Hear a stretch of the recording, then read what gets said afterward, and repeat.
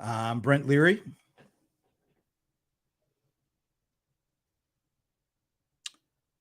Let me try that again. I'm Brent Leary.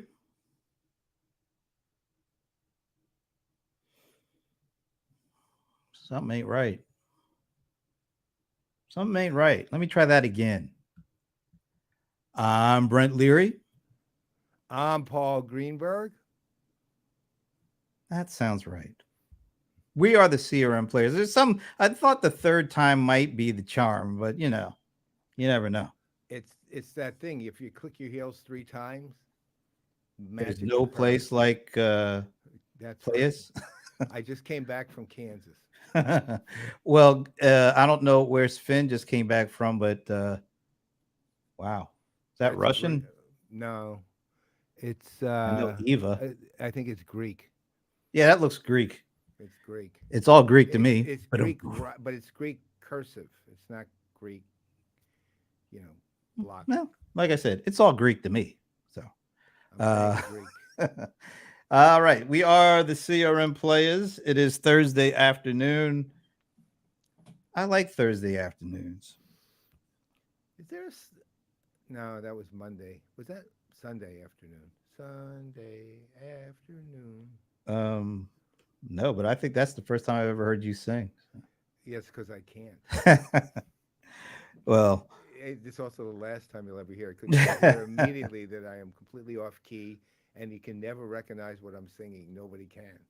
hey, if you can, you could turn your volume up a little bit.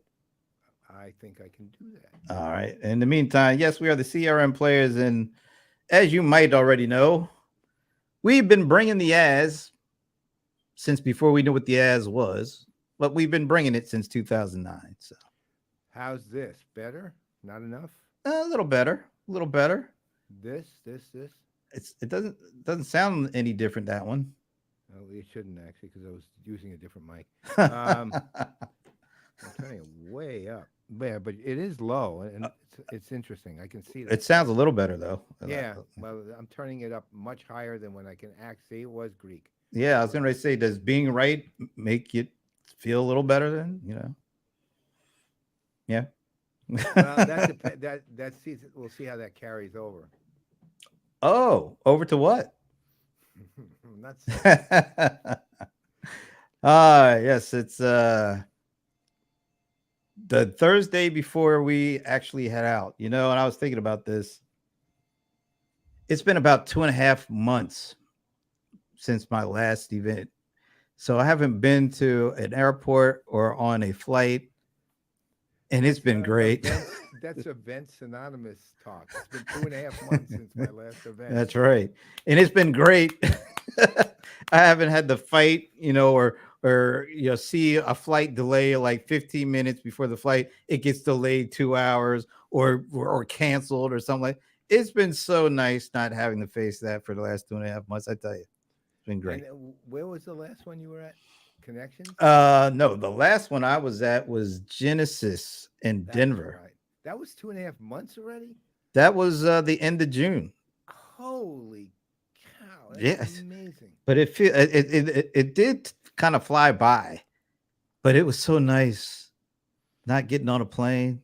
It was Wow. nice, I tell you. So I think my last one. Well, I mine was so long ago I don't remember. I think it was. What was pros? Might have been my. Did we go to one together after pros, or did you go to Yeah. Uh, what was after pros? Wait a minute. Pega World was after pros, right? Pega Yeah, World and that's right. Variant was Pagan after. Bird. That was my last two. Yeah. That was my last two. And then And that after that, yeah, I went to Genesis like a couple weeks after that. and I was at Service Now somewhere in there, Yep. now we've got Salesforce and we've got Oracle. Yeah, we got, well, Dreamforce next week That's right. and Cloud World the week after that. So it's like Yeah. back to back, going So from no that what? flying to flying, twice Yeah, in a and row. catch this. In the interim, my wonderful crappy airline United has Hmm. actually eliminated direct flights back from both San Francisco and Vegas. Huh? Yeah, there's no direct flights back from either of them. I always have taken direct flights, except for that last fiasco in Vegas I had when they canceled my flight. But there are now no direct flights back from either of them. Is this? I think Alan Berkson, he ran into this looking for a direct flight between any of the three New York metro airports and Vegas. He couldn't get on. I think it was United. I can't recall. It was one of these, and he ran into the same. What's going on? Well, see, here's a weird thing: to San Francisco and to Vegas, I do have direct flights in both cases. Going there, I have direct flights. Coming back, I don't. That is ridiculous. Stupid is what it is. But we will be on those planes and we will be traveling because we are going to do some kind of a. We're not particularly sure about the details of this one, but next week we will be in Dreamforce, and we will be a chance to get to the Salesforce Plus studio. Which will be awesome. Yes. It's going to be fun. We were lucky last year to get that tour of the studio, and it's really cool. I mean, one thing I'm pretty sure we're not doing there is they had that gigantic stage-like area with the, I guess it was a gigantic backdrop. That background was Right. crazy. It was huge. Well, no, I'm not even talking about the studio. I'm talking about that just stage outside the studio. Oh, When that, remember we were interviewing Chris, the manager. We were right. doing that interview, and then behind him and over kind of the right was this huge area where it looked like it would be like curtains open Broadway stage, kind of area. Yeah. They had that too, which was just being not used, but it was right there with big curtains and oh man, it was Well, there, yeah, they were awesome. still, and then that other floor, they're building that. Actually, we may actually be able to get a bit of an updated tour from what I hear. Maybe, That would not be not sure. amazing. That would Oh, be that'd be absolutely cool. amazing. See how a Hopefully we year. can, and hopefully we can bring it to all of you. Well, yeah, like we bring the ads. It's what we've been doing since 2009, as far as I remember. And so when we have some details, we don't have them all. We do believe that we will be speaking with some of our actually favorite people in the whole industry, Vala Offshore, Charlie Isaacs. You can't get better than that. I mean, that will be. I'll say this: that was likely to be the nicest show we ever do. Yeah, we can't get those dudes to say anything negative, even if we tried No, hard. they are the best human beings in Well, the world. I do have a little point of contention with Mr. Offshore. Why? Since he resides in a certain location in the That's Northeast. true. Yeah. Well, what he thinks is nice really isn't nice.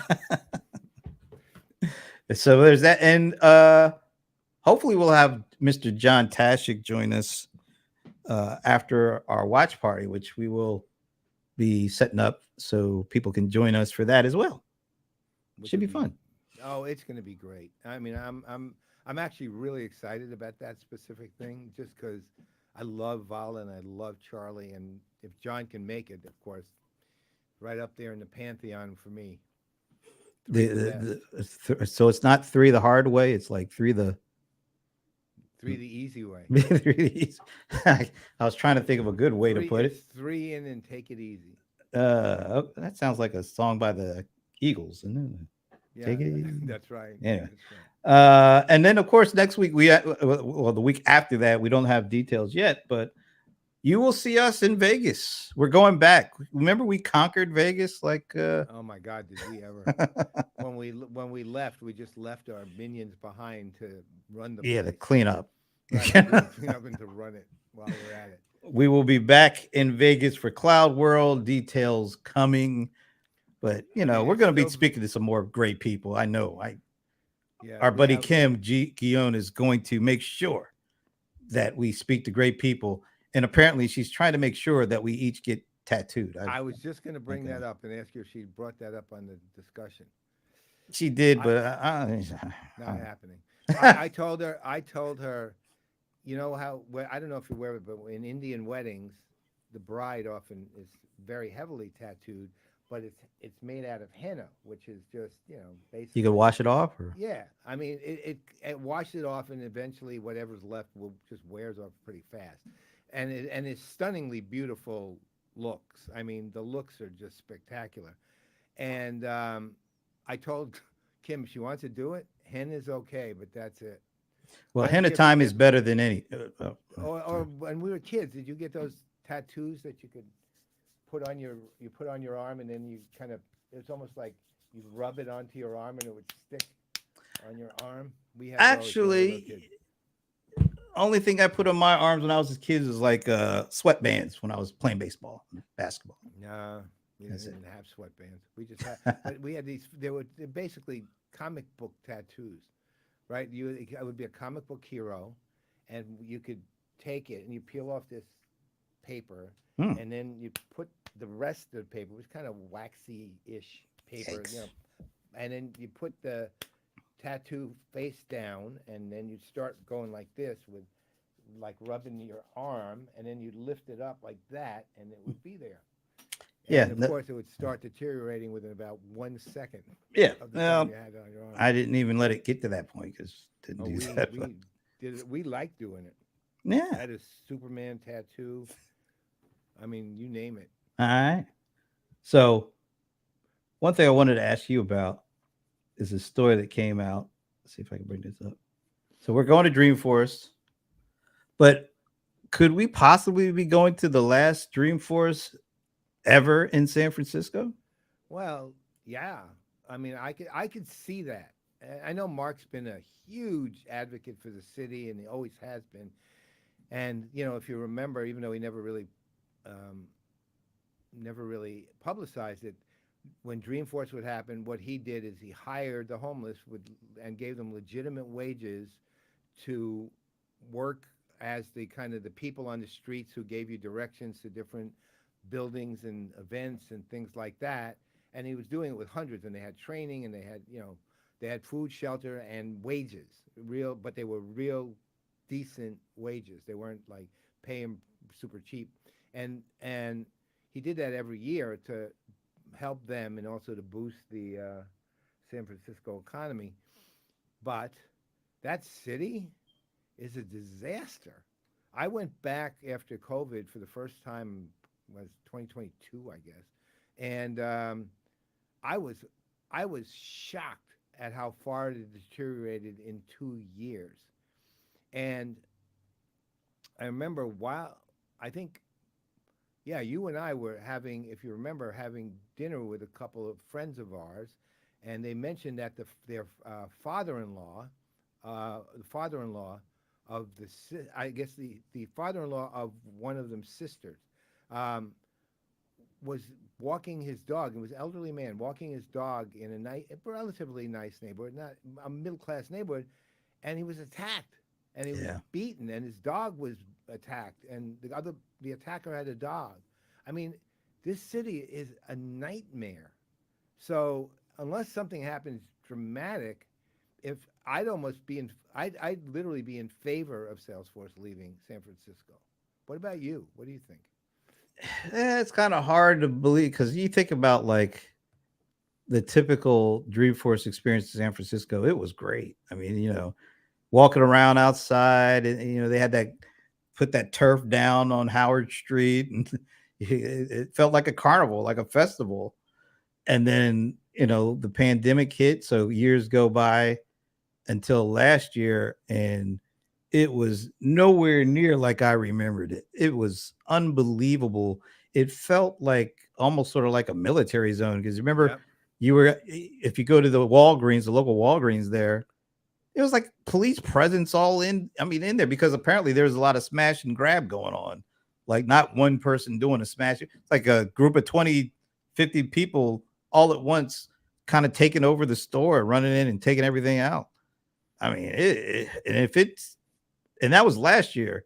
I don't know what to expect this year. What are we going to see this year? I Well, I mean, they're closing down businesses. I was told by one Salesforce, also a friend of ours, that they closed the Nordstroms down. The Nordstroms there has been open wow. for well, catch this.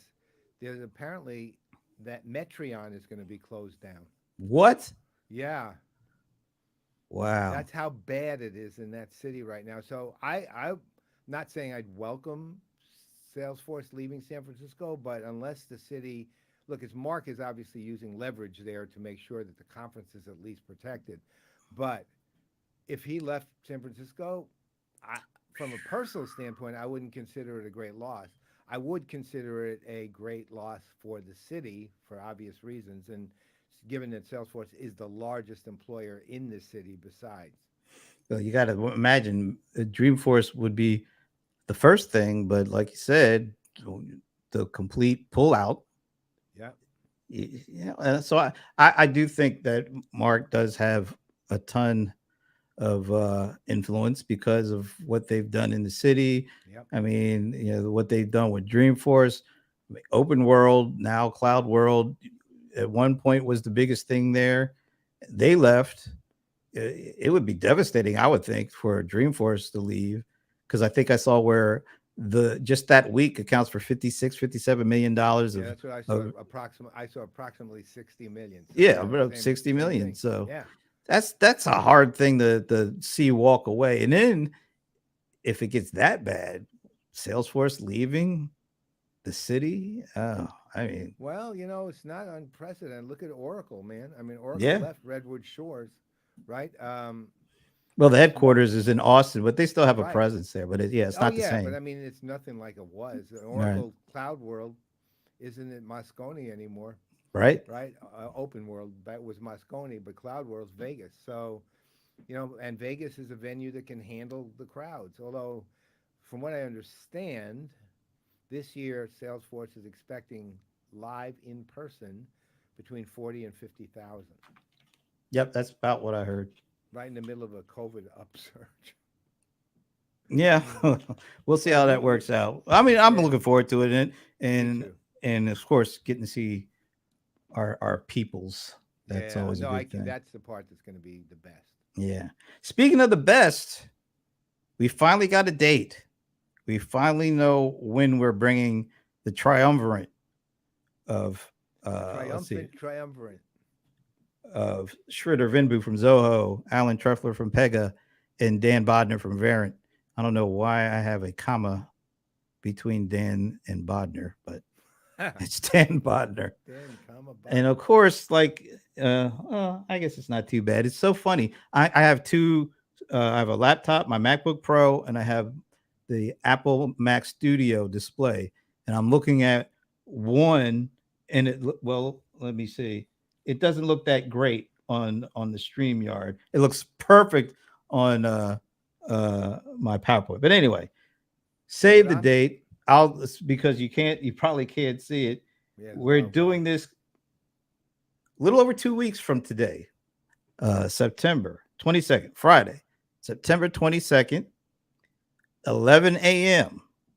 It's early, but we had to do that a little earlier than usual because we've got three guests that we just wanted to have on all together. And of course, they're in three different time zones. And Three but so seriously different time zones. very different. But we wanted to have them.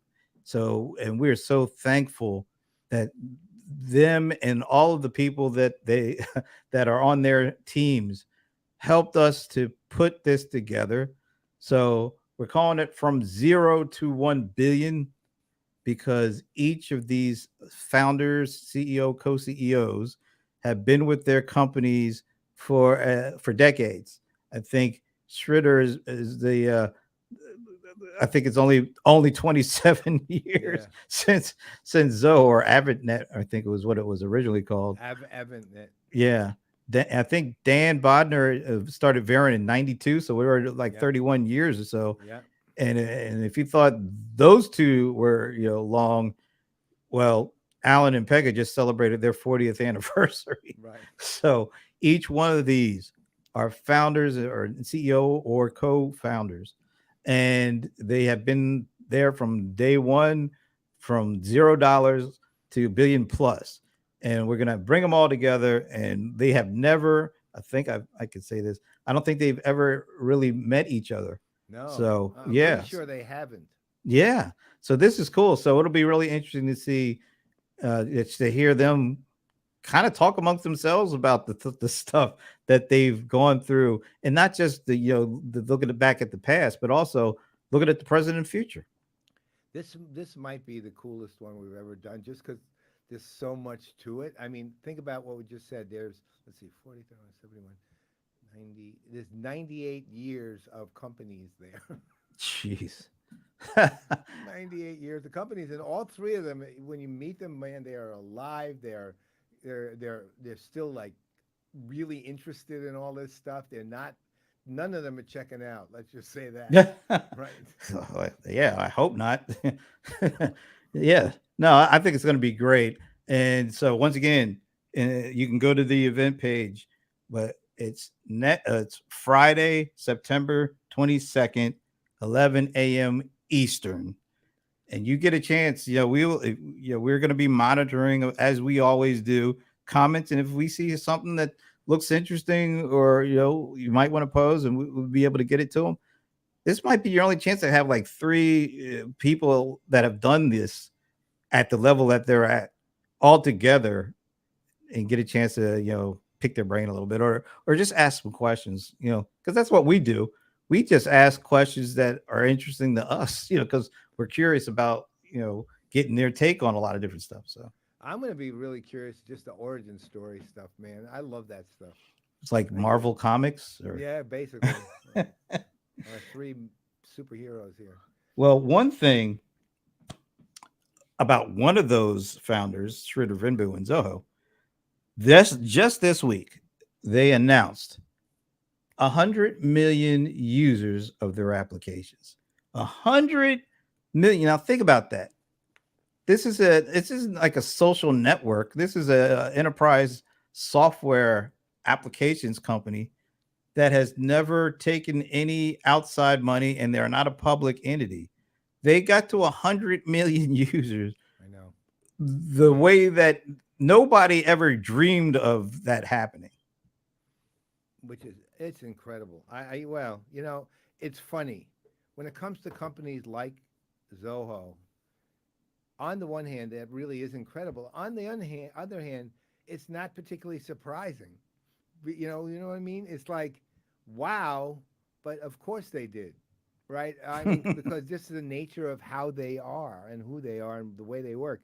I mean, the interesting thing about them is not just 100 million users, but a good number of those users. I can't speak to the exact numbers, obviously, but a significant percentage of those users are dedicated fans, really, of Zoho, and because Zoho is always fully engaged with its community of users, right?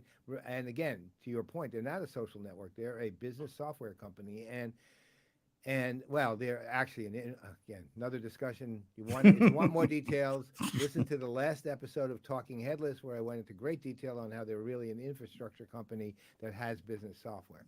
But it's worth your listen. All right, another ad for PPN. Uh, so, but the thing is that they even though they have that many users, those users love using it, and they always know, and it's one of the things that comes across with them pretty well. They always know if they need the ear of Zoho, the users this is, they have the ear of Zoho, right? It's going to be there for them. And it's not like, oh, I can't get through, I can't do this, they want to charge me $1 trillion to do this, blah, blah, blah, blah, blah. No, I need to talk to Zoho. Oh, great. I got someone on Zoho that I can talk to. It's just, they're absolutely, they've always been astounding at how well they do that. I've seen other companies like that, but not with 100 million users. I mean, Right. little companies, smaller companies like Creatio and Pros have customers like that too, but much, much less numbers. Yeah. So I had a chance to speak to our mutual friend, longtime friend at this point, Raju Vagesna, who's the chief evangelist over at Zoho. I asked him, just tell me what this means to you. What does 100 million mean to you? Here's what he had to say, just real quick. A company is successful, it has to benefit all the constituents, customers, employees, the partners, the ecosystem, the community, you're part of. And when we sell, we also have to buy from that community, and we have to be part of a positive ecosystem. You have to have the feet on the ground and be part of the community to improve the community. So as part of that, if the community requires, say, building a hospital or building a school, so be it. But you're being part of the community. If you're making, let's say, 100 million or a billion in profit, well, what's the point of shoving it in a bank account versus using it to improve a community that you're part of? So the first, so usually when you ask somebody about this, what I call it an accomplishment, what are your first thoughts? First thing he did was he corrected me and said it's not really an accomplishment, or I think I said achievement. It's more of a milestone. Right. And I was like, oh, okay, yeah, I get it. And then he said, and that number really means to me is it reinforces the responsibility that we have to our whole ecosystem. And as he listed, customers, employees, partners, communities they live in. And that's why Zoho is Zoho. Some people would have taken a victory lap. He used it to reinforce a commitment. I thought that was incredibly Zoho. Let's put it like that. That's pretty much it. It's incredibly Zoho, and that's the name for our documentary. Right? Wow. Incredibly Zoho. All right. So I'm still trying to give away this camera. It's a really good camera. I don't quite understand what the deal is. Why nobody wants this great camera. But all you have to do to put your hat into the ring is play a little game that we like to call Stump the Godfather. And if you do that by listening to today's question, leaving your answer in the comments, that's all it takes to enter. And you could win this, not only the camera, but the lens. I mean, I spent like close to $2,000 on it, and I have barely used it. Maybe a couple of times. It might have left this studio once. So this is great. It's not that I don't like it. It's just that I got a whole bunch of other stuff like Paul. We can't use it all. Right. So, and he told me how much he's got to give away. And we're going to be giving away stuff for a while. So anyway, a lot of stuff. The first one is this camera lens combination, and play Stump the Godfather by answering the question in the comments section. That enters you. And once we get to 50 people entered, then we're going to do the giveaway, or whatever we're going to call it. And once again, the only stipulation, we're only going to be able to ship it on us in the United States. If you're outside the United States and you can handle the shipping, we'll be glad to do that. But that's the only thing that stipulates, right? Yes. All right. So you know what this means, right? That's why I sighed. Well, here's your sigh. And now it's time for Stump the Godfather with the venerable Paul Greenberg, brought to you by Microsoft Dynamics 365 Copilot. No wonder I got an ear infection. I need a little more Benny in my life, because when I was a kid, Benny was there for me, and his little buddy Jackie. Remember the bald dude Jackie? Of course. I remember the show like you do. But I guarantee almost everybody here, when he heard Benny, they why do you care about Benny Off? Or Jack Benny? Or Benny Off? No, they don't know Jack Benny. No Jack Benny less than Benny Hill. Well, there's not too many Benny Goodman. No, they probably think, why are you abbreviating Mark Benioff's name? Oh, yeah, that's how well we know him. We just call him Benny. We call him Benny. I bet he's never been called Benny once in his life. Would hate it too if he was. All right. Okay, so Stump the Godfather, brought to you by Microsoft Dynamics 365 Copilot. I have really perfected saying that. That really rolled off the tongue. Really nice and easy. Anyway, here it is. This question, today's Stump the Godfather. And I couldn't tell you the analyst firm because it might give it away, but we will let you know where this number came from once we reveal the number. All right. According to an industry analyst firm, the total global CRM market was valued at 72 billion last year, and by 2030 is expected to be at what? That is the question. I'll read it once again, give you guys time to put your answers in before the Venerable Paul Greenberg gives his answer.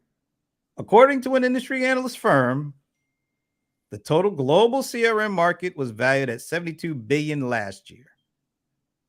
And by 2030 is expected to be at fill in the blank or fill in the question marks or just fill it in the comments section. Rebecca, is Patrick around? Patrick wasn't around the last time. I don't know if we caught him at nap time or not, but it would be great if you and Patrick are there to give us your answers, because your answers are always good, like woof woof woof or something like that. So if there's anybody out there who wants to take a stab at this, how big will the global CRM market be by 2030 based on where it was last year at 72 billion? Wow. $157.53. Okay. Yeah.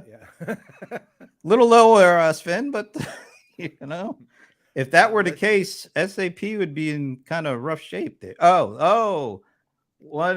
See, I think I know why Sven gave that number, but I'm not going to say until after we're done here. Well, that But sounds like then it's the number it probably is. Well, that seems ridiculous. Okay, so is there anyone else out there who would like to take a stab? Sven is at $157 billion. Hey, before we continue, is our guest in the Don't see her just yet. Yeah, she's having trouble getting in apparently. Ooh. Hold on. Hang on. Well, while you're doing that, I'll keep the lines open. I'll put on my tap dancing shoes, my Gregory Hines. And once again, if you want to win this beautiful camera, oh, wait a minute. I even got it right here with me. Oh, that's a beautiful camera, and it gets beautiful video and pictures. Although I'll be honest with you, I bought it for the video, and it did the job. Loved it. I just happened to move on and buy some other videos, and I'm trying to give this one away. Okay, so here's an interesting answer here. I know this will be different from what you do by discussing. I want to what is this? What did I just? Somebody looking for work. Okay. Sorry. Augustine, we're sorry. We don't have anything we can give you. Yeah.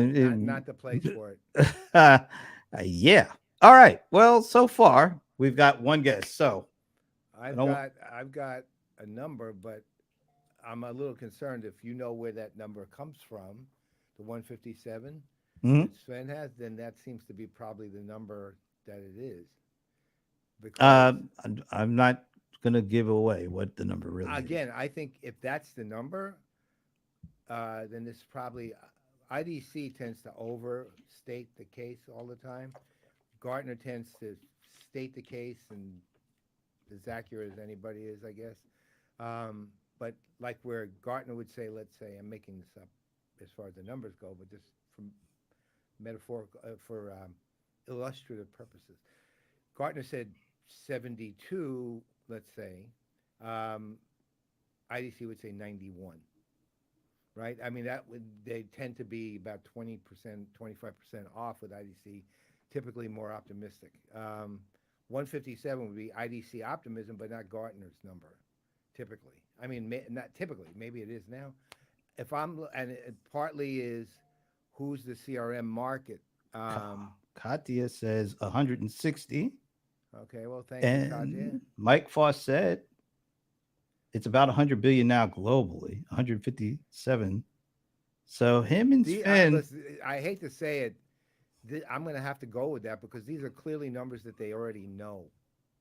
Right? Yeah, so, these two. Apparently, everybody's kind of read the same thing. I'm guessing. But throw a number in. You never know.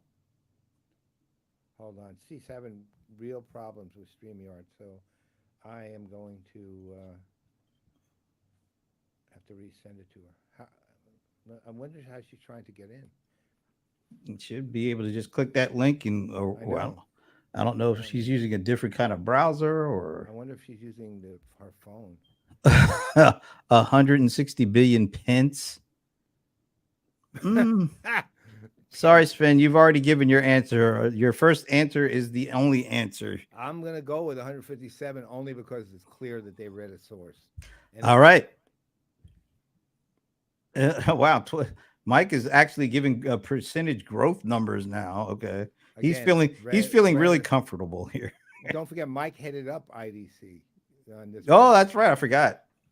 Well, you're going with that? I'm going to go with Mike and Sven here. I mean, just because they read something. Otherwise, that's a little too. They read something, but did they read the same thing I read?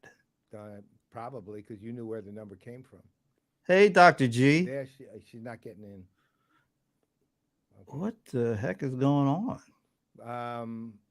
Why don't we do this? Put a link for her into. I could throw her the link from LinkedIn. All right. Augustine is back off of the cooking and $158. Okay. Well, we've got a pretty significant range there. Okay. All so right. Mike's saying the global market's U.S. at 157 billion. All right, it's time because there's a lot of confusion going on here. Yeah. Oh, that's okay. We'll see if we can get it. I'll send it to you after I reveal the number here.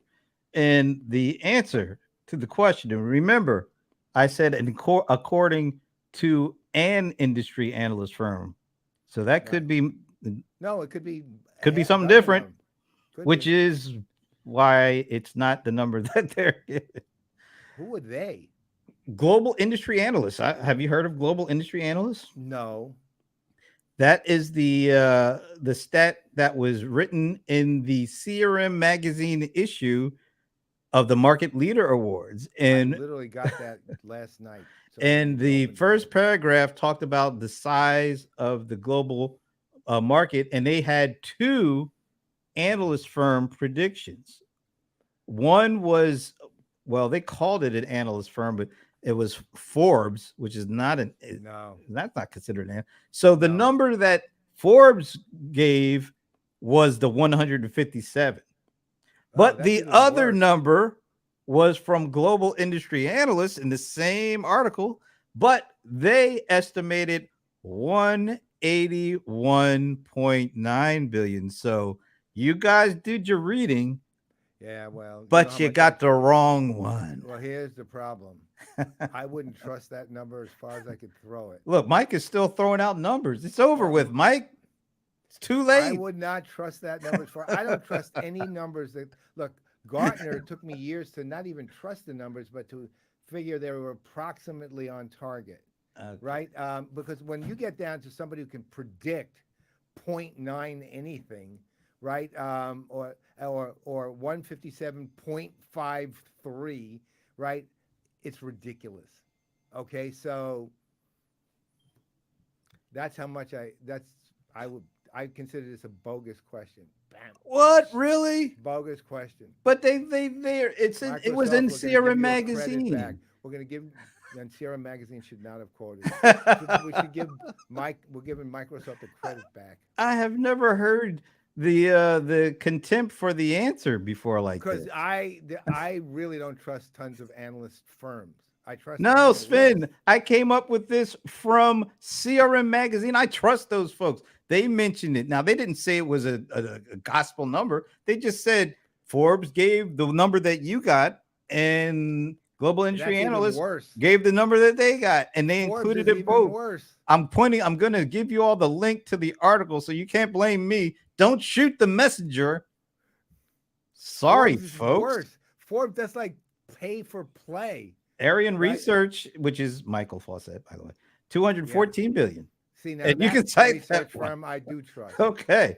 All right. So maybe in a future. And guess what he didn't say? He didn't say 214.33, right? He said 214. What now? Your CRM magazine is just a they, but No, it's they're a good magazine, yeah, and they Glenn. got It's a good writers that magazine. and they got It's just reporters that cite where they get their numbers from. that Just don't be there's mad yeah, at don't them because they got the number. They got the number from a source. I have nothing against the number. I have something against global industry analysts who I have no idea who they are. You Right? know, global And industry analyst (GIA). yeah, oh yeah, that's right. Of course. Wasn't that a movie with Angelina Jolie Wait a that minute, made her career? wasn't that a rap song? You down with GIA? I thought it No, was a sorry. movie with Angelina Jolie that actually was the basis Oh, it for was her Gia. career. Was that's right? She Right. was Gia, and I think in the movie they said, by 2030, the CRM market is probably going to be about 182 That's billion. where they got it. It's from the movie. I Yeah. mean, now look, Sven. Now you're going in on Prince. Really, really, come on. I Not a expect better chance. from you guys. You got it wrong. It's okay. You got it wrong. It happens. It's the source. The acrimony at Stump the Godfather today. It's hard to believe. I'm Sorry. so glad that we have our As, guest as in the a green room now. venerable member of I am something.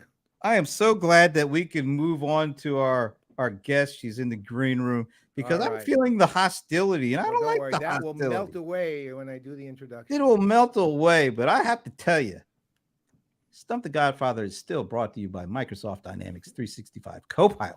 Yes, it is. That's And what I had to tell you. that is something you can count on. All right. I enjoyed that. And Sven, do not ever use the name of Prince in vain. Or the next one where you're asking my cats for predictions. They don't. They literally are trained to not do that, or at least not to tell the press. Right. His cats are not subscribers to Global Industry Analyst Not a newsletters, bit. apparently. All right.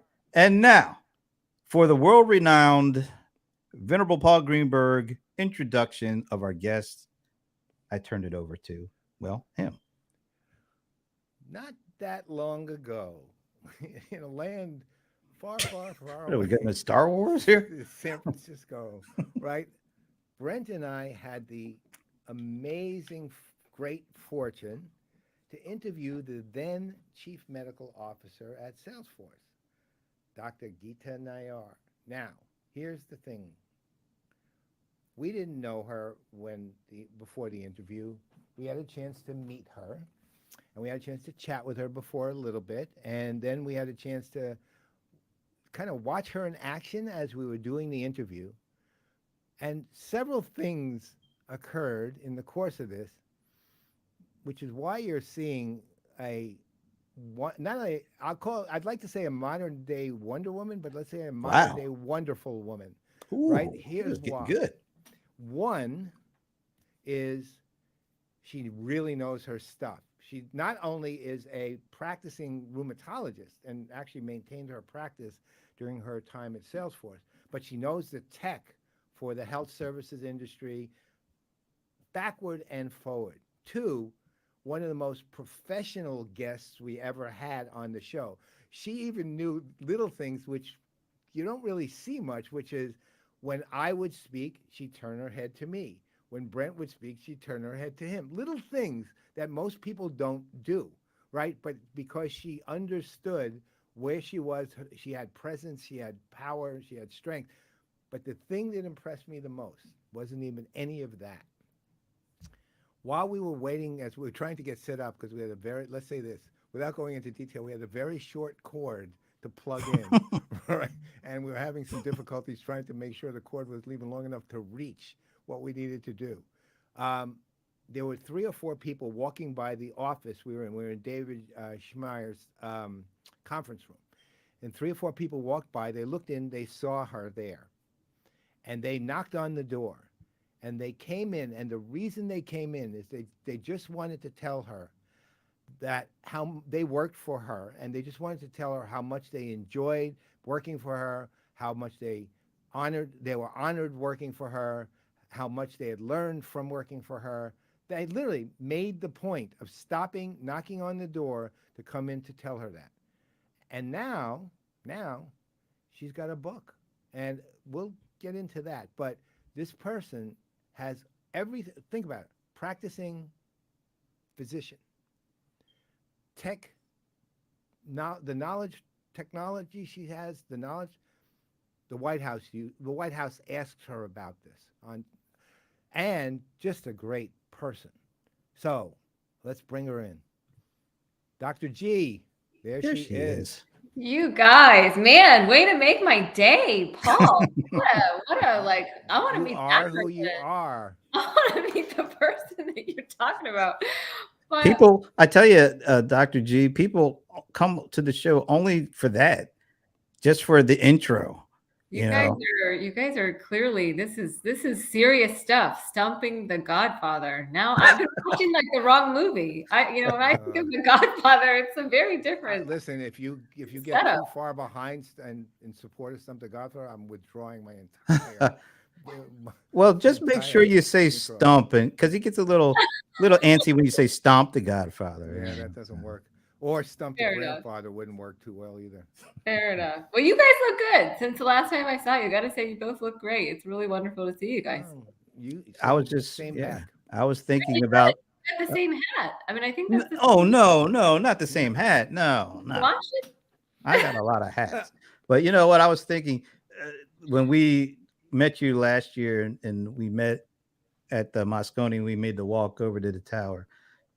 I learned what it must be like to walk with the Pope because people were like stopping and coming up and shaking your hand and taking pictures.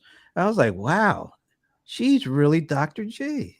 It's You really guys, cool. you guys are making my head get really, really big. I just remember your big suitcase full of all kinds of like Oh God it's Almighty! a lot of equipment to pull off what you guys do. Yeah, we still. Because do I it had really heels well. on, and I feel like you were thinking I was going to help you, but I was not able to even walk as far as we walked.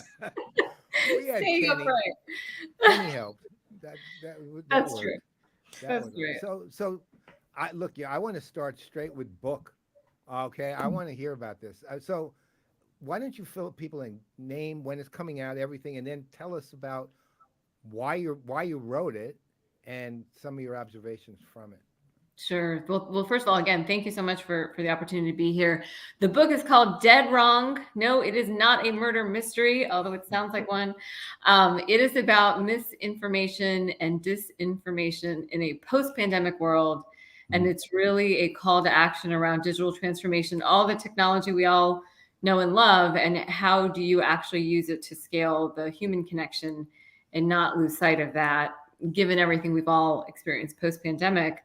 That said, I have to tell you, misinformation is not new. What really inspired me to write the book was when I was going through COVID as a young physician. I sort of remember having the flashback to HIV/AIDS when I was training in DC at George Washington at the time. And when COVID happened, I said, you know what, this is a rinse and repeat of the misinformation train.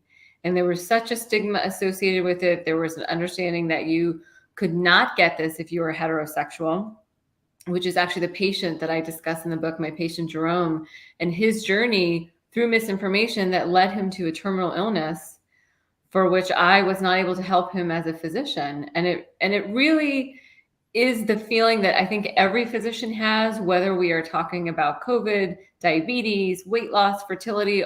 There's a disease, there's a myth for that, or there's a supplement that someone's profiting off of, right? And so if you think about where we are today, where we have all this tech is not the problem. We've got plenty of innovation going on, but how do you really approach it as a healthcare leader, as a business leader in the right way, and really understand that health literacy is the key to driving your revenue, the key to driving patient acquisition, retention, brand loyalty. So it is about the bottom line, but it is very much about the patient and just how do you keep that front and center, even with all the tech surrounding it. Does that make sense? I know we all have many stories from the past few years. Yeah, well, the stories obviously just your mention of Jerome, for example. Hey, Paul, lean into the mic. Oh, you're not okay. Yeah. I'm having a little trouble with the mic today for some reason. I'll figure it out.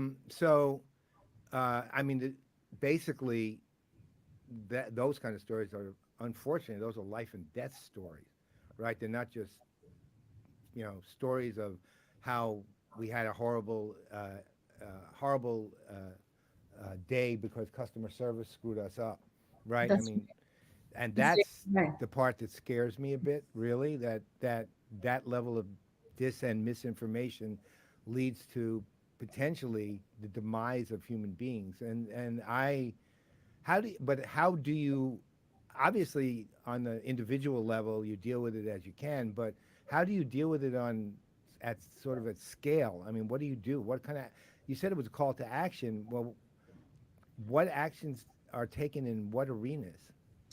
So, the reality, there are some that are doing this in pockets really well and others that are not. And so the question is, as an industry, how do we really do this at scale as an industry? One of the use cases, one of the pockets that have done this well is the Cleveland Clinic.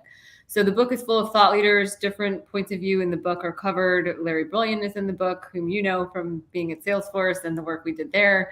Megan Rainey, Peter Hotez, both physicians very much out in the media all the time. And Cleveland Clinic. So one of the interviews was with Paul Mattson, the head of Cleveland Clinic's sort of marketing program. And they did this at scale. They understood, number one, that 50% of all Americans still trust their doctor, and they are a health system. And they said, how do we scale that trust? How do we take the stories and the content that our doctors want our patients to actually understand and read, make it simple, and then scale that with our digital transformation, patient engagement tools, marketing tools, EHR, whatever it is, right? They have any number of technologies like any health system, but in a very organized way. They did this, and they understood the power of marketing, which is often an afterthought, at least in the healthcare space, but they did it with clinical in mind. So it was a cross collaborative approach. It wasn't, oh, I'm marketing, I just say we're on the corner of 4th and 7 and we see patients between 12 and 5, right? And then the clinical space, which too often does that too, and says, well, we're just focused on seeing patients, we don't do any of that other stuff. So they really demonstrate how you can work across the C-suite and make this happen and really make digital transformation a true scalable patient doctor experience.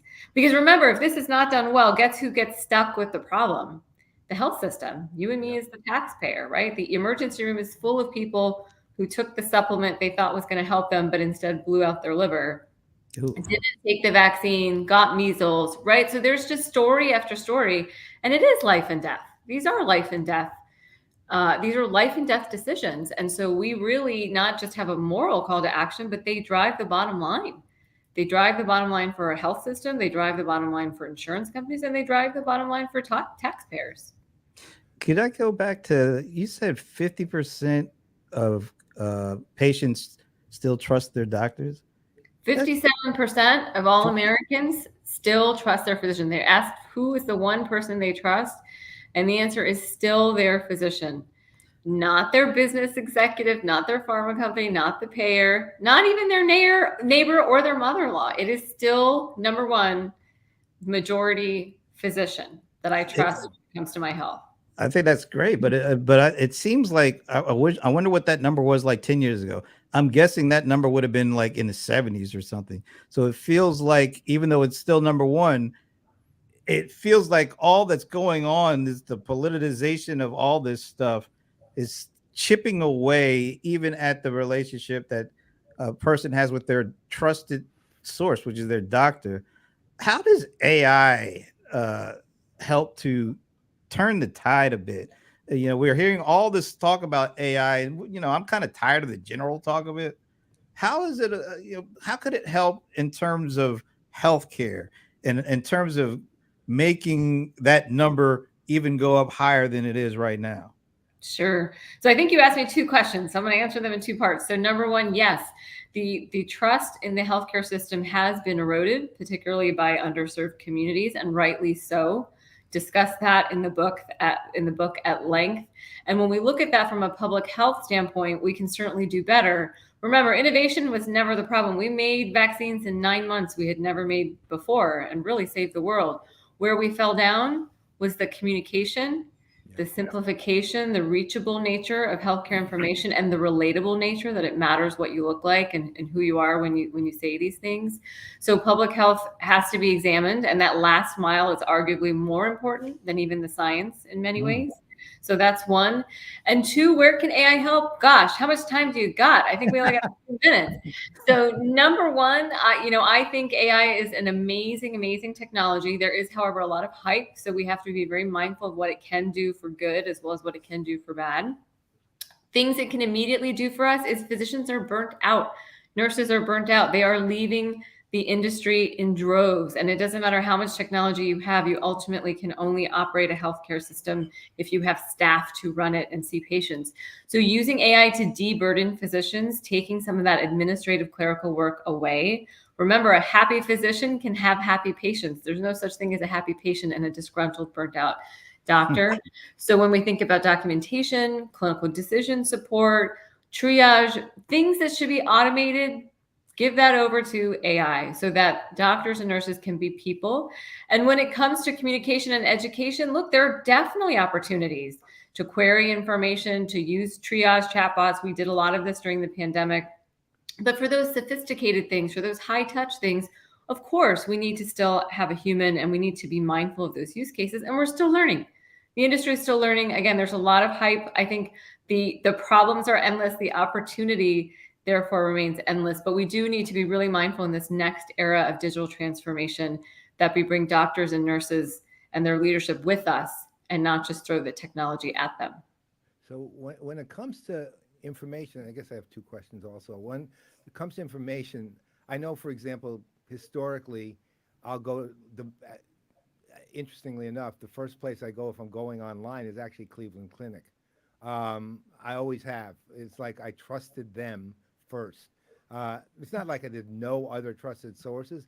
I tend to at least pay attention to, not necessarily fully trust, WebMD, just because I can find things there that sometimes can't find elsewhere. So it gives me a little more general look. But here's the tricky thing. So let's say we have AI applying to Cleveland Clinic from the standpoint of providing information to information seekers. The tricky part, because I remember this from the days where this wasn't the case, was Cleveland Clinic said, I go to Cleveland Clinic's AI, let's say, and I say, okay, this is what I want. I want something on this. It puts together a set of documents. I get them. But if it happens to even mildly hallucinate, I could be dead the next day because I listened to everything that was in that document. Interestingly enough, years ago, there was a company that actually built a combination of Siebel and Documentum for the pharmaceutical industry, because when people were calling requesting information, of course, so highly regulated, you give them the wrong information, somebody takes the wrong drug, and you got a big, big, big problem. So Documentum, of course, was audit trail. The whole thing was AI. It's part of the regulation. Again, I'm just using Cleveland Clinic because I really do trust them. How would you apply AI with that kind of guardrail around, with regulation being a huge part of what limits it, given that at this point, at least if it's generative, it's hallucinates? Well, that's the biggest issue, right? And the name hallucination, it believes it's real and it presents it as such, is very, very concerning. So look, I think we have to be mindful of the fact that we don't know what we don't know. We have to continue to study this. It is also important to have human oversight when we think about particularly the medical and clinical space, where we are seeing that generative AI is falling short, right? And that we have more to learn. There are also ethical ramifications. National Academy of Medicine is weighing in. Medical institutions from all over need to weigh in, because it's new, and this is the same for social media. As we think about technology and technology regulation, there is a place, there is massive opportunity, but it's all in the implementation. And if you keep line of sight on the patient, you won't make the wrong decision in the way that you implement, right, Paul? And I think that's really the key. And that is happening today just with good old-fashioned Google, like you said. People are getting the wrong information, and there are consequences. I saw a gentleman in my clinic that I actually mentioned in the book as well. He was on every supplement, not because he was trying to be unhealthy, but he thought he was being healthy. He read all this information, thought he was being healthy. By the time he came to me, his liver, his LFTs were through the roof. He asked me what to do. I said, all of this has got to stop. All of this has got to stop. So also having that personal physician that knows you, knows your body, and can verify things, right? Can say, hey, generally this information is good, but based on your genetics, based on your history, based on your current situation, this is actually not right for you, Paul, right? So those are the things. It's not blind faith, but that's what the Cleveland Clinic is a great example, because if you have a question, go make an appointment. Yeah. Virtual or otherwise, you have the ability to do that, as opposed to an anonymous source online that actually has no accountability for what content they're putting out, right? So having that cradle to grave connection with the provider is really part of this, and really key to how we also guide the consumer in being savvy and smart. So, and this is that kind of leads to the second part, which is the other thing is it's not just AI, but it's sort of, I was seeing sort of this odd, interesting kind of reconstitution of parts of the health services industry, and I'm including everything in there. For example, I've gone from my regular doctor to concierge doctor, because, and mostly not because my regular doctor misdiagnosed me or anything like that. He didn't give me the time ever. I mean, in the middle of COVID, it took me 5 days to get a hold of him, right? So, and 5 days to get a hold of his receptionist, actually, is even worse. So I went with a concierge doctor. That's one thing. So we're seeing the rise of the private physician, well, it's not really private, but let's call it the pay more attention to you physician. On the other hand, my niece's company, Limeade, which is an employee engagement company, was just acquired by WebMD, right? Why? Because my niece's company focused on the wellness aspects of employee engagement, right? So, but that's employee engagement. I mean, it wasn't like, okay, we're giving you wellness, we're giving you technology to use for wellness to improve employee engagement, was Limeade, right? So WebMD is now looking in, that's a whole other area, right? It's not their norm at all. It's not even how people think of WebMD. I mean, not to my knowledge, in any case. So all of a sudden, we're starting to see, okay, now employee engagement starting to become part of this and program. There's a lot of, even if it's not like fundamental, gigantic, scalar, monumental change, smaller changes, but they're changing the way things need to be looked at. And that also means the way information, not just the way it's provided, but how effectively new kinds of information that you're going to be asking for, I guess is the way I would put it. Like, as an employee of a company, when it comes to wellness, now WebMD owns it, it's going to be a different kind of thing. I'm going to be going to WebMD. The technology can be used to WebMD to look at how did they improve employee engagement. WebMD has a whole new set of metrics that they haven't been defined for or by in the past.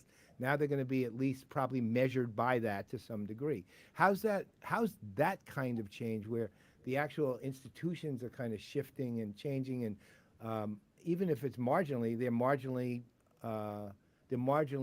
evolving. How's that affect all of this? Because it's not even mis and disinformation, it's new information. No, it's a great point. And look, we saw this also at Salesforce, where really public health was being done by big employers, right? The employers were kind of the signal, offering the benefit, offering the drive or the motivation to take advantage of benefits that then drive the employees to the provider. But ultimately, this belongs in the provider sphere, right? The employer is there to offer information, offer benefits, make health part of their culture, make safety part of their culture, and that awareness. But it's also to inspire people. I mean, you mentioned that. We always talk about the Surgeon General's recommendation. I think there are Surgeon Generals in every zip code, and they're the pediatricians, the OB-GYNs, the primary care doctors. And when we don't give them enough of a voice, when we don't scale their message the way Cleveland Clinic did, those gaps and that silence is filled by anonymous people on the World Wide Web. And they often have different agendas, political, profitable, whatever they might be. And so really having the voice of your physician, someone someone you can actually follow up with, you read and follow their information and are inspired by them. I think that's another piece missing, is people follow people they're inspired by. Yep. And they feel relatable and reachable to. So if you're a chief marketing officer in this space, it's really critical that you're thinking about this. And if you're the head of employee health, also really important, because people do things when they're inspired, and that's the wellness movement, or to be well and to feel well.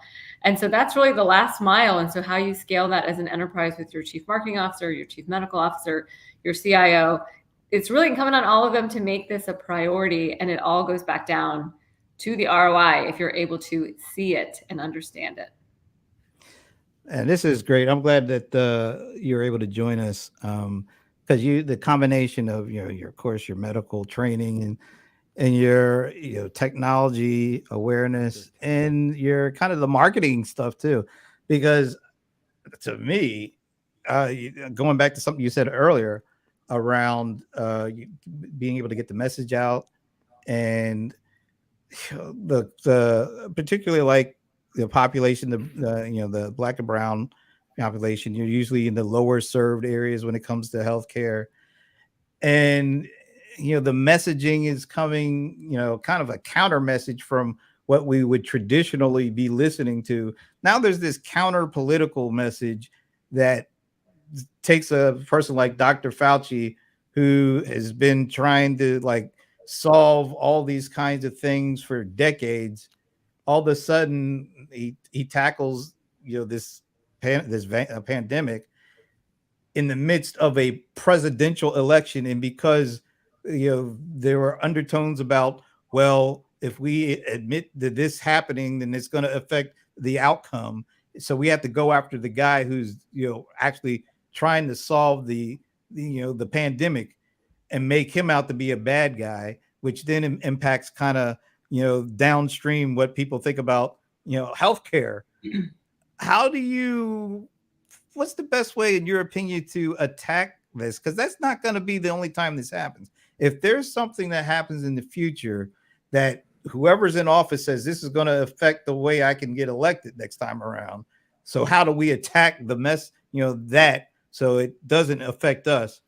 How does medicine get itself out of this tug of war that has kind of grown around it, so that these people, the regular folks, aren't caught up in this again? Because that's what it felt like. We lost like 1 million plus people, and part of that was because of this counter message that went and told them there's nothing to fear, go out, they're just trying to scare you. And next thing you know, people are dying because somebody thought this could impact their chances for getting back in the office. Well, it's so unfortunate, all of this, right? In many ways, science itself needs a PR campaign. Somehow science has not become cool, and we need to. I don't think anyone wakes up in the morning and says, how can I be the fool, right? Most of us are waking up in the morning and wanting to be in charge of our lives, wanting to be in charge of our health.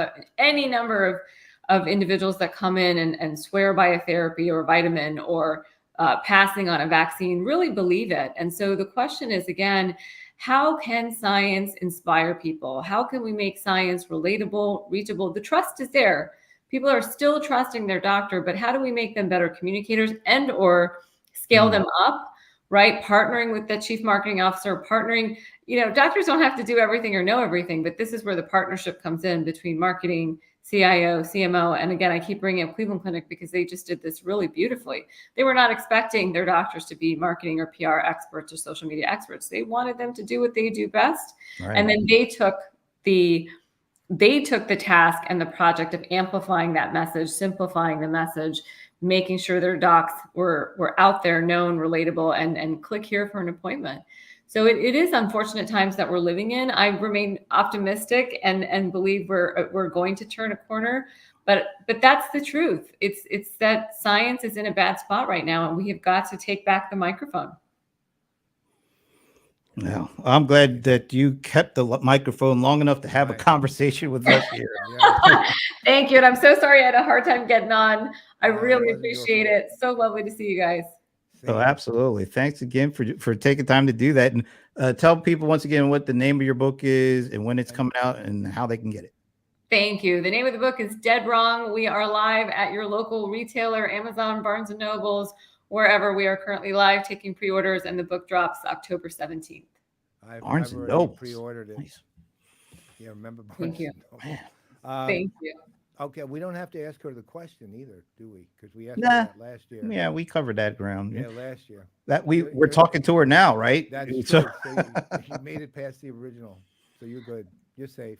All right. Thank you, guys. Well, on behalf of Dr. G, I am Brent Leary. I'm Paul Greenberg. We are the CRM Players, and of course, we're not going to see Minnie on this trip, but I think we're going to see her on a trip soon. I Anyway, hope so. we'll see you from Dreamforce next week.